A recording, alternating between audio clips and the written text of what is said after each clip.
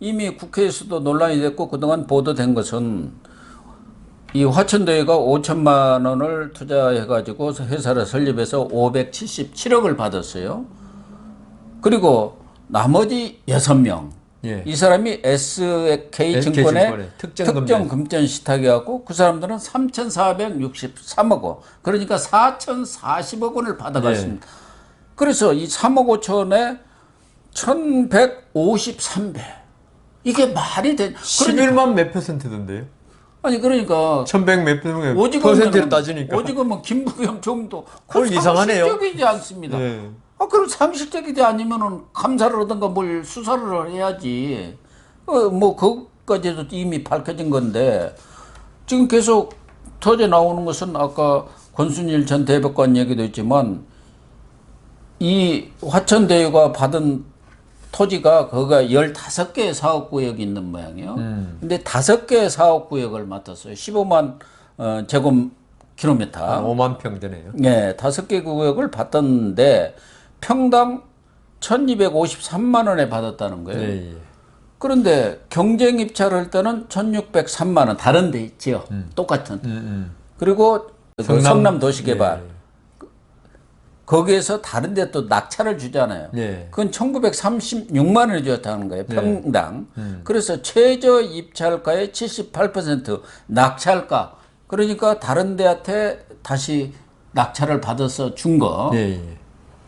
성남 도시개발이 있는 그 성나무 뜰에서 이제 또 자기들이 받아갖고 또 주지 않습니까? 여러 업체들한테. 그것만 하더라도 65%만 돈을 내는 거예요. 그러니까 이만큼 싸게 땅을 받아버리니까 그냥 봉이 김선다리가 된 거죠. 그러니까 그게 예. 성남시장 또는 성남의 뜰은 뭐 성남시 산하기관이니까 예. 그다음 성남개발공사 예. 이런 데에 특혜가 없으면 그거는 불가능한 거죠. 그렇죠. 불가능한 거죠. 성남 그 개발공사라든가 성남의 뜰이 진짜 순수하게 공영이다. 이런 아까 말한 김모 씨 이런 게 개입 안 돼 있다. 예. 그러면 뭐 그럴 수 있다고도 생각할 수 있어요. 예. 공공기관이 싸게 받아가지고 지와 싸게 분양하고 서민들 위해서. 예. 그런데 지금 특혜를 받은 거는 김모 씨가 만든 회사들 아닙니까? 그렇죠. 그 성남의 뜰이 50억이 자본금인데 이 화천대유가 5천만 원에서 1% 냈어요. 예. 근데 성남의 뜰인가요? 예. 거기는 배당금이 얼마였죠? 1,828억. 근데 50%를 가진 데가 1,828억이가 그런데 예. 이거 1%가 가진 데가 4,040억. 4,040. 이거는 상식적으로 성남의 뜰이 5,000m가 아닌가 한번 그건 확인해 보십시오. 아니 성나무들이 예. 2019년에 1,820억, 2020년에는 없었고 2022년에 8억이 갖고 1,828억이라니까. 제가 어제 보도 본 거 보니까 거기도 좀 있던데 여하튼 그걸 성남에 뜰이 받은 거는 별 문제가 안 돼요. 그는. 그런데 이 자본금의 1% 낸 회사가 여기는 성남의 뜰이 아니고 성남도시개발공사. 성남도시개발. 거기. 그러니까 이게 이제 성남도시개발공사가 성나무 뜰은 그 민간까지 다 들어가 있는 거고 여기는 성남도시개발공사가 진짜 공공수익으로 얻은 이익이란 말이에요. 그거는 우리가 그 이야기하는 게 아니에요. 그러니까 1,828억 분이 밖에 못 수익을 받았는데. 못 냈다니까요. 그런데 여기 성남도시개발이 50%를 갖고 있는 이게 거예요. 이재명 지사가 처음에 이거 있죠. 공영 개발하겠다 그래서 제일 처음에 이 민간인 개발이 하다가 워낙 그 혼잡하고 혼란하고 이러니까 자기가 2014년 시장 당선되면서 공영 개발로 전환한 게 바로 이거 대장동 개발 사업이거든요. 공영 개발해서 그 수익을 성남 시민들이 다 같이 그러면서 성남의 뜰을 만든 거예요. 예. 그까지는 좋다 이거야. 네, 좋았죠. 그런데 성남의 뜰에 참가한 사람들 그리고 성남의 뜰에 나중에 그 결국 투자한 사람들이 이 김모 씨를 비롯한 이 특정 금전 신탁 뭐 이런 사람들 해버리니까 결국은 자기 말대로 그 이익을 갖다가 성남 시민들한테 돌려주겠다 그랬는데 이익은 결국 김모 씨가 다 차지했어요. 차지하고 이게 지금 그래서 청와대 그 청원 게시판인가요?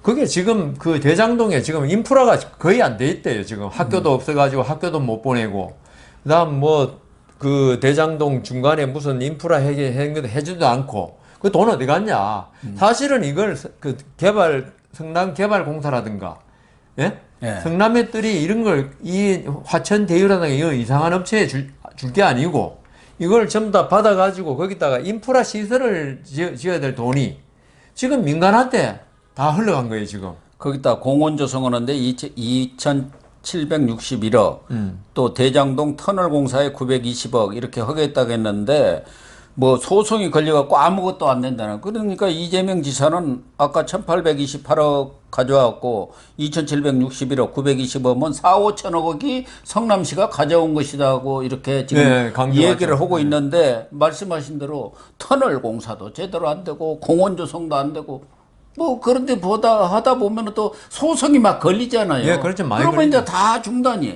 이렇게 되어 있다는 거예요. 근데 저는 이제 그 고 교수님 말씀, 화천대유니 이상한 이름들 말씀하시는데요.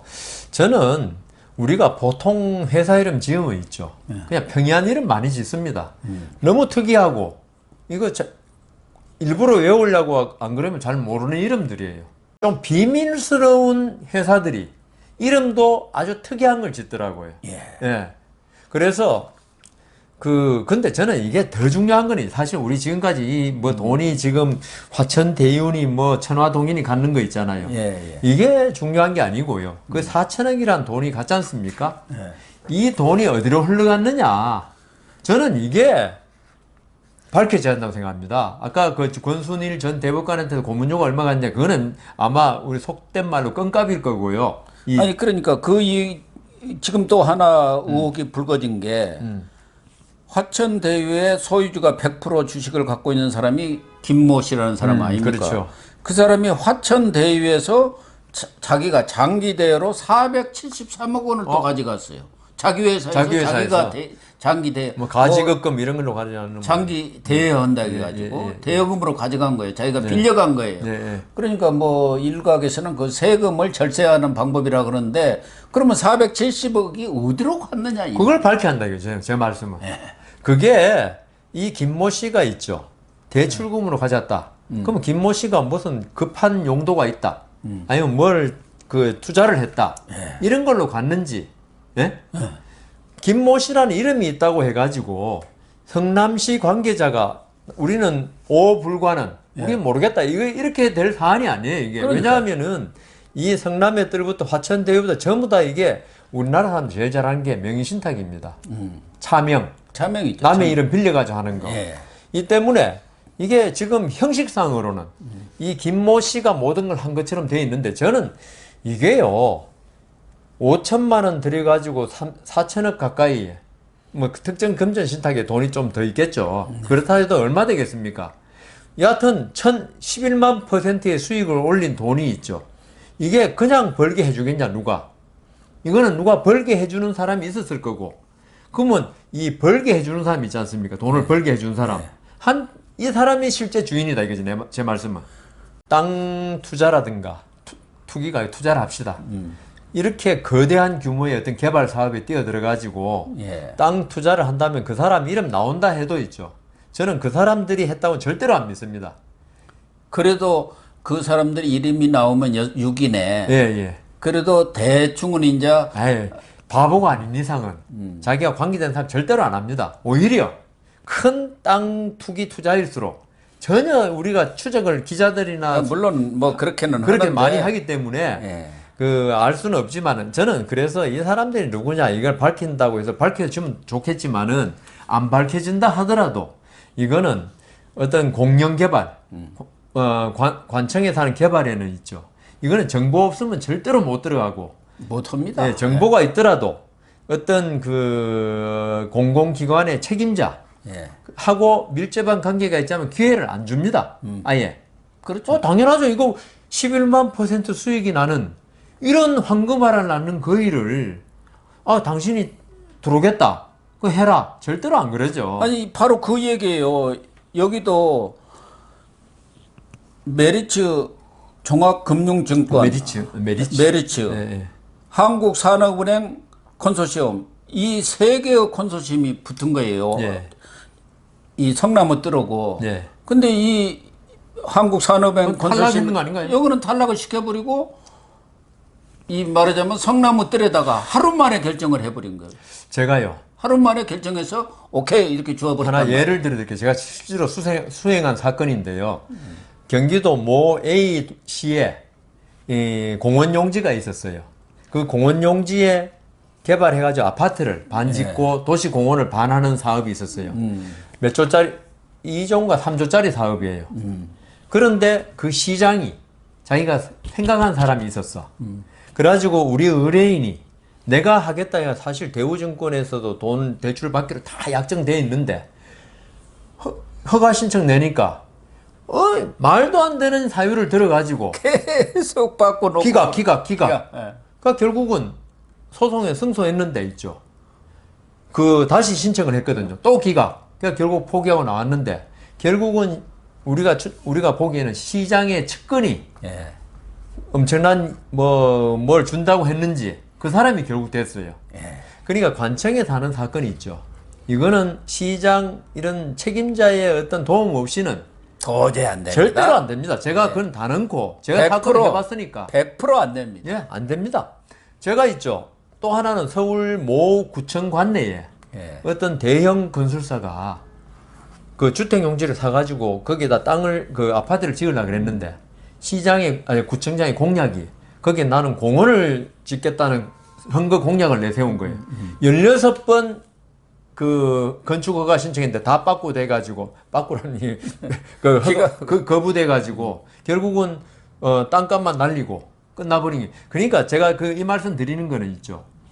이 공공기관에서 하는 개발, 민간이 하는 개발은 가장 수익이 날 것 같으면 줍니다, 공사를. 예. 그렇죠. 그런데 이 공공기관이 하는 개발은 시장이나 책임자가 내가 저 사람 주겠다고 생각한 사람 외의 사람이 들어오면 거부합니다. 기각하고. 절대 안 됩니다. 그거는 그리고 수익이 두 배 난다. 이러면 모르겠지만 이게 천 몇백 배 난다면요. 시장이 그걸 모르겠습니까? 다 알고요. 네. 특히 이 지방자치단체 선거 때 돈이 엄청나게 들어갑니다. 국회의원은 그렇게 또 못 들어가요. 그래서요. 내가 하나 얘기해. 제가 수원지법 근무했잖아요. 용인시장은 6개월마다 한 번씩 바뀌는 게 다음 선거 자금 마련한다고 인허가에 계속 관련되니까. 그래가지고요. 예. 미리 선금으로 현금으로 다 줍니다. 그러니까 진짜 이 공공개발이라든가 공이 개입된 이런 사업에 있어서 시장이라든가 군수라든가 그 끈이 없으면 절대 안 되는 거예요. 그러니까 여기서도 다른 메리츠 한국산업은행 컨소시엄 온 거 딱 얼마나 해버리고 대기업이고 한데 성나무들에다 그대로 하루 만에 지워버린 거 아닙니까? 성나무들은 다- 좋다 그죠. 제 말씀은.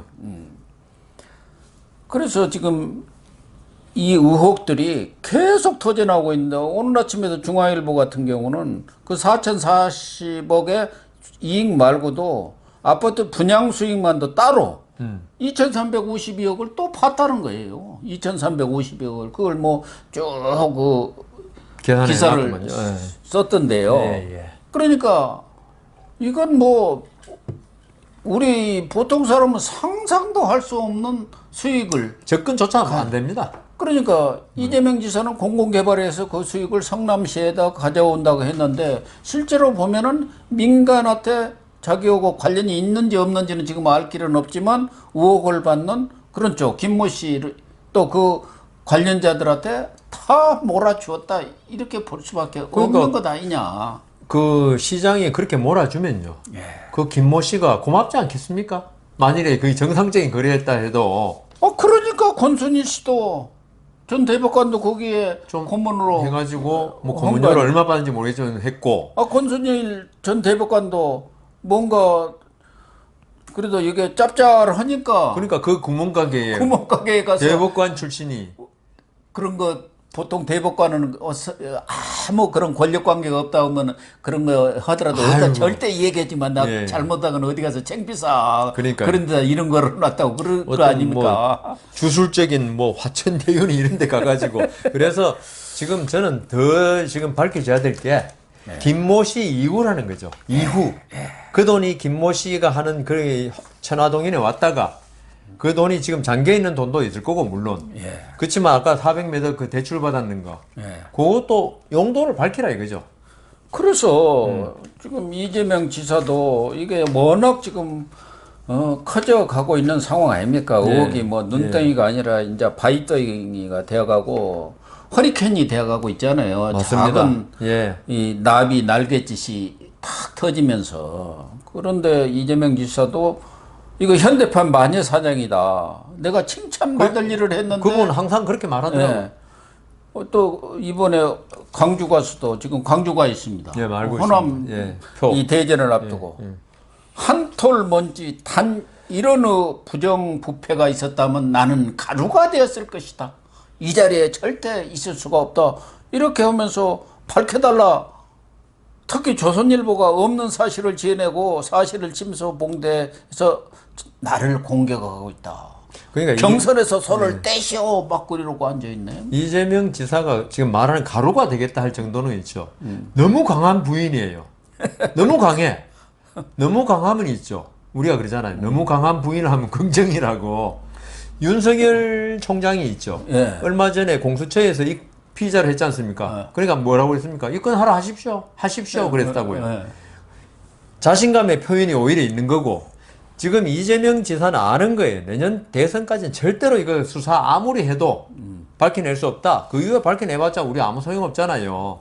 아무 소용없죠. 예, 그러니까 선거 지금 끝나고 이재명 나면 이제 지사는 또 밝혀질 리도 없고. 그 여권이고, 지금 여권이잖아요. 공수처나 이런 데서 우리 그 봤잖아요. 그 이용구 전 법무차관 예, 예. 무려 몇 개월 만에 기소가 되잖아요. 예. 그 별거 증거 뚜렷한 사건도 이런 걸 딱 이게 공수처는 안 움직입니다. 이게 이재명 지사에 대해서는. 예. 그러니까 그거 자신이 있으니까 가루가 되도록 해달라 이건데.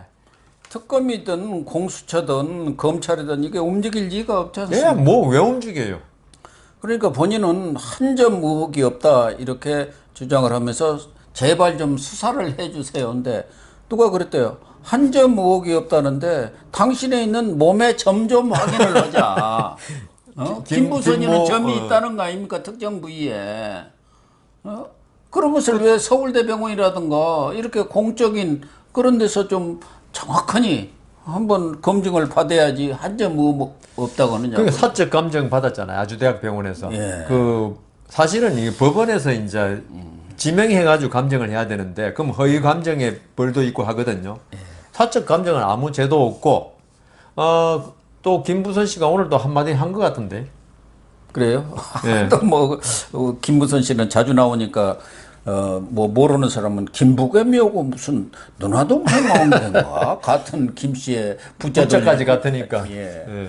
그런데 어쨌든 이 사건이 이렇게 커짐으로 인해서 지금 민주당 경선이 막바지로 치달아가고 있는데 여기에도 영향을 미칠 뿐만 아니라 뭐 이재명이가 후보가 되더라도 민주당에 그렇죠. 본선에도 영향을 미치고 이재명의 정치 생명에까지도 이게 아니 커다란 위협이 되지 않겠느냐 그렇게 지금 전망들을 하고 만약에 있습니다. 사실관계가 이 김모 씨가 한 그 화천 대유부터가 전부 다 이재명 그때 시장과 관련이 있고 그다음 더 큰 거는 그 거기서 수익 4천억이 과연 어디로 갔냐가 밝혀져 가지고 그렇게 된다면 이거는 정치 생명이 아니라 이건 정말 큰 바로 일이죠. 깜빡이 가야 예, 일이고 이거는 그런데 어차피 대선까지 그게 밝혀지는 없고 어쨌든 이게 지금 언론이 달라들었단 말이에요. 예. 이건 누가 보더라도 이상한 김어준이 표현대로면 냄새가 풀풀 나는 거예요. 자, 사방이 진동을 합니다 지금. 예. 그렇기 때문에 이 사안이 자칫하다가는 대형 참사라 그러죠.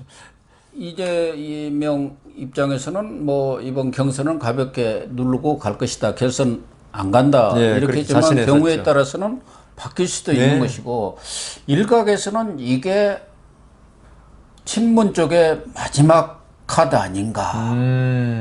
그런데 홍영표, 김종민 등 친문 핵심들이 또 이낙연 지지를 하고 나섰어요. 왜 느닷없이 뒤늦게 그러니까요. 지금 다 위기감을 느낀 거죠. 그래서 이 조선일보가 이 문제를 뭐 네. 제일 먼저 터뜨렸습니다만은 결과적으로 보면은 친문이 좀 다른 생각을 하나 결선 투표에서 이렇게 이 운동권들은 그동안 확 상황을 뒤집는 예. 그러한 쇼를 잘해왔습니다. 예, 예. 그렇기 때문에 이낙연은 지금 살아난 거예요. 힘이 많이 붙었더라고요. 갑자기 그래갖고 이재명 지사가 불안한 후보로 된 거죠, 이제. 지금 35명 이 문재인 정권에서 장차관 했던 뭐 그런 사람들이 또 지지 선언을 하고 막 이런 거 보니까 이게 국민의힘은 이제 막 시작했습니다만은 민주당은 막바지인데 막바지에 뭔가 심상치 않게 돌아가는 거 아닌가 그런 생각도 들어요. 그렇죠. 그래서 이재명으로서는 아마 위기의식을 느끼고 있는 것 같아요. 아, 그리고 또 민주당 내의 인사들도 이재명으로 가서는 위험하다는 그런 인식이 지금 확산되고 있는 것 같아요. 그리고 이재명 지사의 그런 그 형수 쌍욕 사건이라든가 또 친형 강제 입원 사건. 뭐 기도 사건이죠 그것은 여러 가지를 보면은 좀 개인적 멘탈리티랄까 이런 것들이 보통 사람하고는 좀 다른 거 아닌가. 그래서 오늘 그런 저도 그 기사를 보고 생각한 게 이재명 지사의 조카가 2명을 살해한 죄로 기소가 됐는데 사형을 구형받았 무기징역 받았죠. 결국은. 사형 구형했는데 무기징역 받았는데 그걸 이재명 지사가 이제 변호를 했다고 그래요. 우리 친척은 잘 안 하거든요.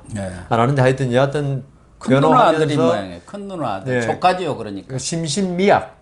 그러니까 정신이 올바르지 못하다. 그 상태에서 살인을 저질렀다고 변호를 한 모양이에요. 그래가지고 그래 이제 뭐 SNS에는 이 살인범 중범들을 엄벌하라 해놓고 자기 조카에 대해서는 그런다. 이렇게 비난하니까 저는 그거는 뭐 잘못됐다고 생각해요. 살인범도 변호를 받을 권리가 있고 그다음 조카가 아무리 두 사람 죽였었지만 심신미약이라 그러면 이 감경을 받을 필요도 있고 한데 저는 거기에 집중하는 게 아니고 이재명 지사의 여러 가지 집안을 둘러싼 문제들을 종합해 보니까 상당히 불안감이 드는 게 지금 아까 그 친형 강제 입원 기도 사건 그럼 친형에게 그 정신적인 문제가 있었다는 말 아닙니까? 그다음 이 조카가 있죠. 살인을 그것도 한 사람 죽이는 것도 그런 두 사람을 죽였단 말입니다. 제가 재판을 해보면요. 이게 범죄인들 중에 특히 폭력성 범죄, 폭행, 상해, 살인 이런 범죄는 있죠. 분노 조절 장애가 있는 사람이 아주 많습니다. 분노 조절 장애. 왜냐하면 우리 보통 고 교수님도 그렇지만 저도 뭐 옛날에 운전할 때라든가 길 가다 진짜 화나는 경우 많이 당해요. 그렇지만 아이고 그냥 참고 말지 속으로 욕하고 마는데요. 그게 살인으로 간다. 이거는 보통 사람이 아니에요. 보통 사람이 아주 지니어스가 아니고 자기 행동을 분노를 조절을 못하는. 누르지 못. 근데 이재명 지사 앞으로 이제 녹음 테이프 녹취한 거 나오겠지만 형수한테 욕한 거 있죠. 물론 본인은 형하고 형수가 자기 이재명 지사 어머니한테 못할 짓을 해서 거기다 분노해서 폭발했다 그랬거든요. 이재명 지사 변호사입니다. 사법연수원 나오고 이렇다면 있죠. 이 변호사나 이런 사람들은 저는 무슨 한지 쥐받고 싶고 욕하고 싶어도 가만히 생각하면 이거 모욕죄인데 이거 폭행죄인데 안 해요. 못해. 못하죠. 그런데 변호사의 신분을 가지면서 형수한테 물론 두 사람 사이에 전화해서 했다지만 그렇게 진짜 입에 담지 못할 욕을 막 할 수 있다는 거 있죠. 분노 조절이 전혀 안 되는 사람인 거예요. 내가 볼 때는. 그렇습니다. 그래서 어떤 정신적인 문제는 이게 집안에 내력이 많거든요. 그래서 이재명 지사가 이 뭐 조카라든가 형에 비해서는 약한 정도의 분노 조절 장애인지 모르지만은 이런 게 있으면은 개인으로서는 뭐 한 사람의 어떤 일탈로 끝나버리는데 이게 대통령을 많이 맡고 있다. 대통령이 어떤 자기 완전 화를 참지 못해가지고 미국 같으면 왜 핵 버튼을 누르라 그런다든가 이번에 미국의 합참 의장이 중국한테 트럼프가 전쟁할지 모르게 조심해라고 알려줬다는 거 아닙니까? 트럼프가 분노 조절 장애가 좀 있어요. 그런 식으로 그래서 이재명 지사가 대통령 되면 혹시나 이런 분노를 터뜨릴 때 이 대통령은 그렇게 해서는 안 되는 자리 아닙니까? 그래서 이게 참 불안하더라고요. 그래서 저도 지난번에 추경 재난지원금 이 부분이 국회에서 여야 간에 이렇게 밀고 당기고 하니까 과감하게 날치기를 해야 한다. 그러니까 그게 깜짝 놀랐어. 대단한 거죠. 이번에도 조선일보에 대해서 아주 그러니까요. 심한 그런 비난을 하더라고요. 언론에 대해서. 언론이 해야 할 당연한 일이죠. 어떻게 보면은 권력 견제하고 그런 것이 언론이 해야 할 일인데 그런 것에 대한 고려 없이 나에 대해서 공격하고 그러는데 당신은 언론도 아니야 하면서 빠져. 막 이런 식으로 하는 거 보면서 아, 이분이 뭔가 멘탈에 다소 보통 우리 같은 사람하고는 좀 다른 달라요. 멘탈이 있나? 그 그런 생각도 들더라고. 저는요. 이재명 지사 날치기로 통과시켜야 한단 말이 있잖아요. 그게 아주 그냥 금방 흘려들 이야기가 절대로 아닙니다. 예. 왜냐하면 제가 그 필리핀의 두테르테 대통령 예. 이 사람은 법하고 관계없는 사람이에요. 예. 뭐라고 그러냐면 마약범으로 생각되면 경찰한테 그 자리에 총살하라 그랬어요. 필리핀이 민주국가인데도 불구하고 재판 필요 없다는 거예요. 예? 그러니까 그 사람도 포퓰리스트고 자기가 그 치안을 바로잡은 걸로 대통령까지 된 사람이에요. 그런데 우리가 지금 제일 겁내는 게 어떤 민주주의 국가에 중요한 게 법치주의 아닙니까? 예. 법치주의는 이 사람이 유죄인지 무죄인지 모르니까 법원의 재판을 통해서 가려내고 하라는 건데 두테르테 같은 말이 되는 거예요, 그게. 그러니까 이재명 지사도 있죠. 대통령 딱 된다 하면은 자기가 옳다고 생각이 딱 있으면 있죠. 법 필요 없다고 할 사람이에요. 그러니까.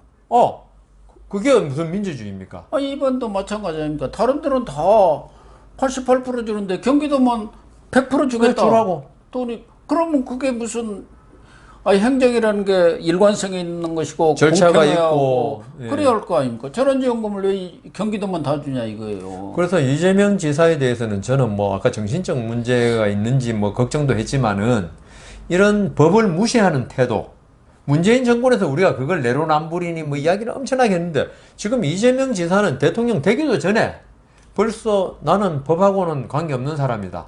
사이다 발언 아까 제가 이야기했잖아요. 네. 그건 법하고 관계없는 사람이에요. 날치기를 통과시키라.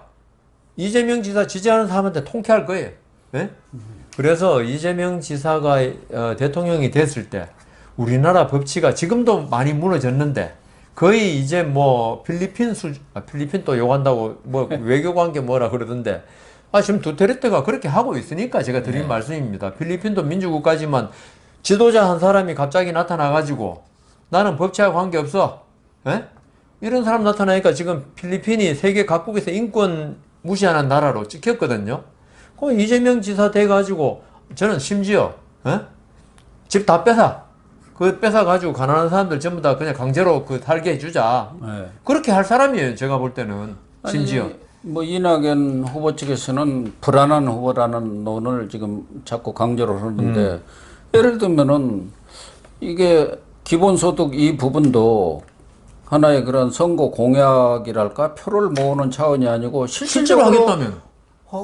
하겠다고 나서면은 정말 그럼요. 큰 난리 날 것 같아요. 예, 맞습니다. 나라 전체가 거들날 것 같아요. 예. 기본 소득에 무슨 기본 대출에 기본 주택에 뭐 이거 하겠다고 나서면 그건 사회주의 넘어 그러니까 저기 이재명 지사가 있죠. 국가가 모든 것을 통제하는 나라로 가버리는 거예요. 기본 붙이는 거 있죠. 예. 그건 무상으로 딱 그걸 바꿔서 들어야 돼요. 예. 그 말 무상하면은 무상복지 용하니까 기본이란 말을 붙여가지고 똑같아요. 이재명 지사의 최근에 이런 여러 가지 행태들을 보면 불안한 측면이 많이 있고 특히 이 대장동 개발 의혹 네. 사건은 이재명 지사 스스로가 명백히 좀 밝혀야 할 것 같습니다. 건국 이래 최대 사건이 될 수 있습니다. 예, 그럴 가능성이 네. 저는 높다고 봅니다. 만약에 정권 교체가 이루어진다면 이 부분에 대해서 아이고, 뭐. 어마어마한 예. 특검이 이루어지지 않겠나 그런 생각이 듭니다. 맞습니다. 그래서 이낙연 후보가 MB도 감옥에 감옥 갔지 않느냐 그 얘기했더니 이제 이재명 측에서는 도를 넘었다. 그러니까요. 그러고 있는데 정말 MB는 대통령이라도 하고 갔으니까 그렇지만 이거 대통령도 못 오고 가면은 어떻게 억울하죠. 됩니까? 뭐 어쨌든 하여튼 진상을 빨리 속히 밝혀주시면 좋겠습니다. 예. 수사가 아니라. 예, 그렇습니다. 예.